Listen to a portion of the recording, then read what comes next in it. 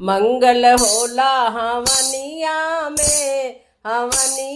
में श्री रघुबर के चरनिया में, श्री रघुबर के चरनिया में। पहली हवनिया अयोध्या में होला, पहली हवनिया अयोध्या में होला। राजा दशरथ के जमीनिया में, जमीनिया में श्री रघुबर के चरनिया में।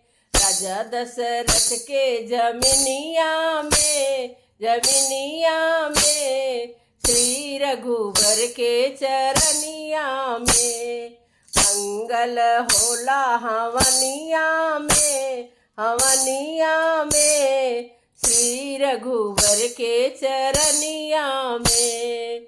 दूसरी हवनिया जनकपुर होला, दूसरी हवनिया जनकपुर होला। जनक जी के अंगनैया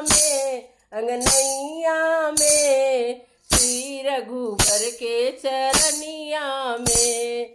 जनक जी की जमीनिया में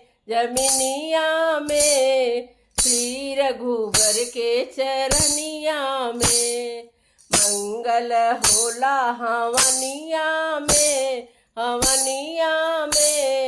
श्री रघुबर के चरनिया में। तीसरा हवनिया भक्त घर होला, तीसरा हवनिया भक्त घर होला। भक्त के अंगनैया में श्री रघुबर के चरनिया में, श्री रघुबर के चरनिया में। मंगल होला हवनिया में श्री रघुबर के चरनिया में, श्री रघुबर के चरनिया में।